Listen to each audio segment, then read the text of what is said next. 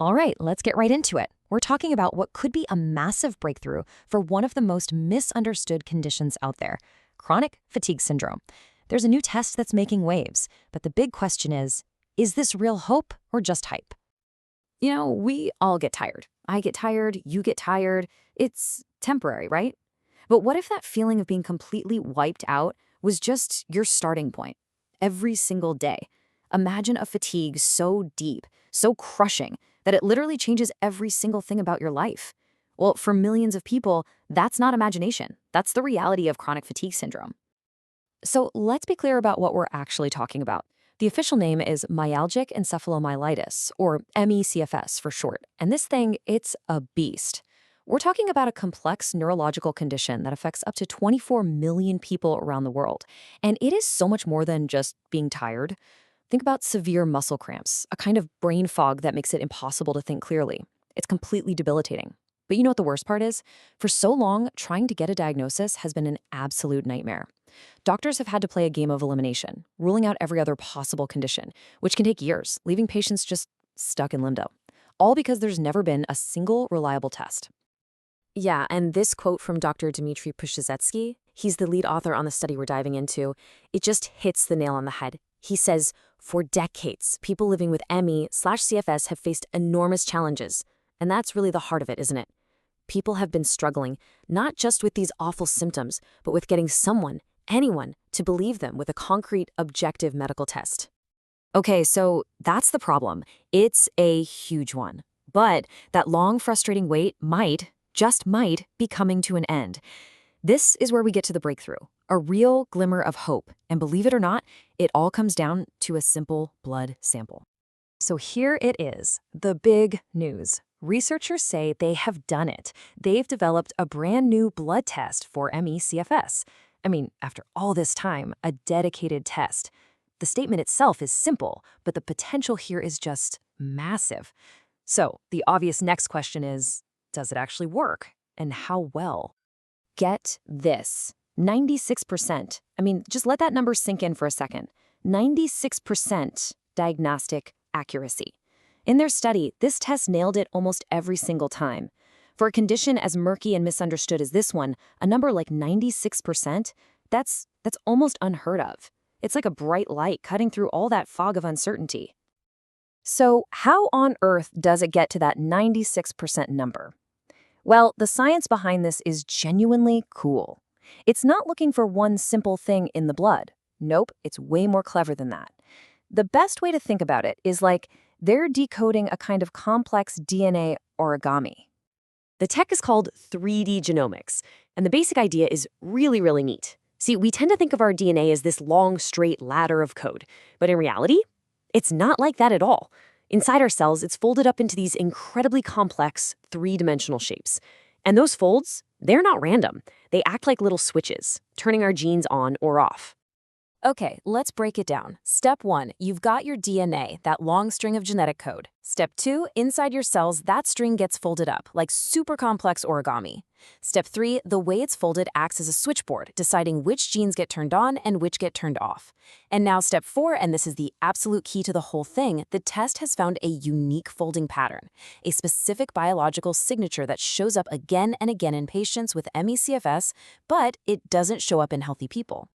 All right, the science is cool, no doubt. But what does all this DNA folding stuff actually mean for the millions of people who are living with this illness every day? This is where it stops being just a research paper and starts becoming real, tangible hope. And Dr. Pushitsky nails it again with this quote. He's talking about the most immediate, life-changing impact.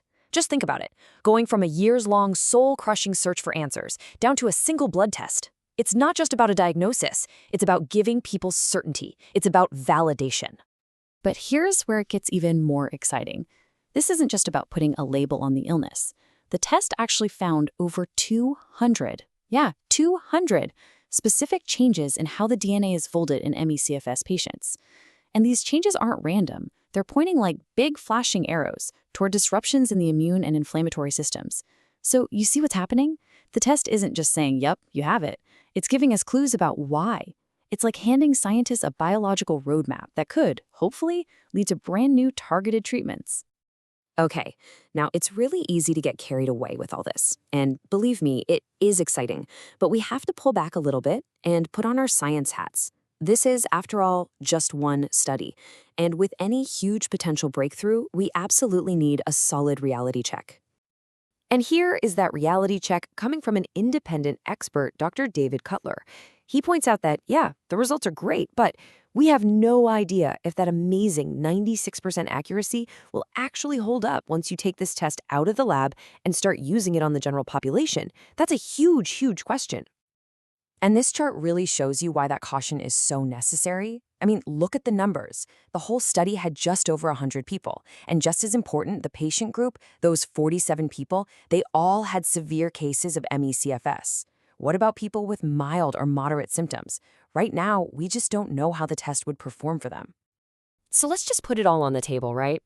On the one hand, you have this incredible promise, a real objective test that could change everything, speeding up diagnoses and maybe even paving the way for treatments. But on the other hand, you have the hard scientific facts. The study was small, it only looked at severe cases, and this thing desperately needs to be tested in way, way bigger and more diverse groups of people before we can get too excited. And I think this quote from Dr. Swapnil Patel really puts the whole thing in perspective. He talks about how ME/CFS has always been a diagnosis of exclusion. Basically, you get the diagnosis when doctors can't find anything else wrong with you. A test like this could completely flip that script. But his final point is the most important one. A diagnosis isn't the end of the story. It's just the first step. The real goal is treatment. So, after all that, where do we stand? We've got this incredible, groundbreaking science on one side and some very valid, necessary caution on the other. So what happens next? What's the path from this promising study to something your doctor can actually use? Here's the takeaway, the bottom line. This test is, without a doubt, a monumental step forward. It gives doctors a new tool, it gives scientists a new way to understand the biology of this disease, and maybe most importantly, it offers validation to millions of patients. But, and it's a big but, the journey from a cool lab result to a test you can get at the clinic, that's a long road, and we're not there yet. So we're left with this one kind of amazing question. Could it really be this simple? Well, not simple, but elegant? That the solution to one of medicine's most stubborn, frustrating mysteries, something that has wrecked so many lives, isn't some hidden virus or environmental toxin, but something that's been inside of us all along. A simple, beautiful, intricate fold in our own DNA. It's a pretty incredible thought, isn't it? I guess only more time and a lot more research will give us the answer.